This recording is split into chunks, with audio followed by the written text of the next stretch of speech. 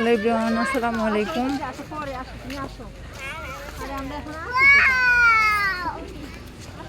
কি অবস্থা সকলের?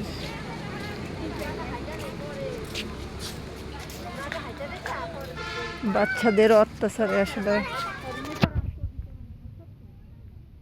আর না এসে থাকতে পারলাম না।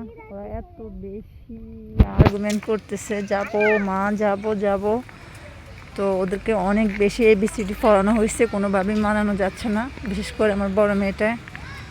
কারণ ওকে আসলে ওর স্কুলে একটা এক্সাম ছিল ঈদের আগে, তো ওইখানে বলা হয়েছিল যে তুমি যদি স্কুলে ক্লাসে ফার্স্ট হতে পারো তাহলে তোমাকে ওই পার্কটা নিয়ে ঘুরতে নিয়ে যাব।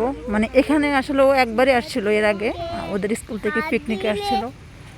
সো ওর ওই জায়গাটা অনেক বেশি পছন্দ হয়ে গিয়েছে, তো ওইখানে আসবেই। তো এতদিন আর আসা হয় না। আসলে ঈদের সময় তো ঢাকামুখী বা চট্টগ্রামমুখী যে সমস্ত মানুষজন থাকে সবাই চলে আসে গ্রামের বাড়িতে, তো অনেক বেশি মানুষজন থাকে, তো আর আসা হয় না। কিন্তু আজকে আর মানানো যাচ্ছে না, কালকে স্কুল খোলা, সোদের চলে আসা। এদিকে আসো, এদিকে আসো।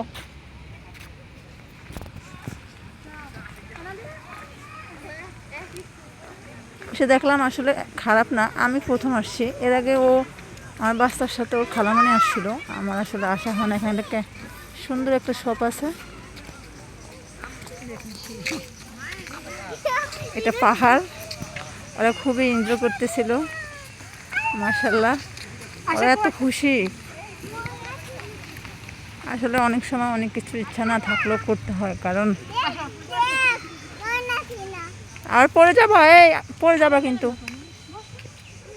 এই যে ওর খালামণি আমার ছোট মেয়েকে নিয়ে উঠতেছে। এই যে আমার মেয়ে তো খুব এনজয় করতেছে, আলহামদুলিল্লাহ।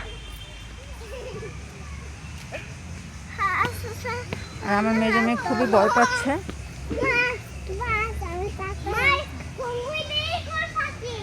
হ্যাঁ,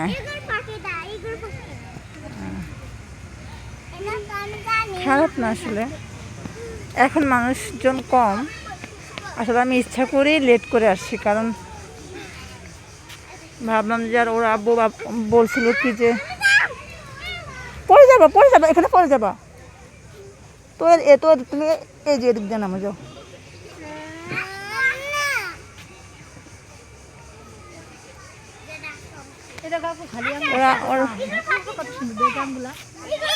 কোথায় আল্লাহ, আম গাছ পুরো শুকনো, গাছের পাতাও নেই, কিন্তু আম দেখছেন, আল্লাহ কি রহমত, দেখাই যায় না। আমি আম খুঁজতেছি, ও বলতে, আমার বোন বলতেছে এখানে আম আছে। আর এই যে আমার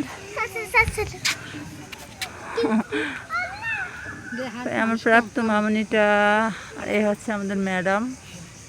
this is Miss sorry not Miss Sangeeta.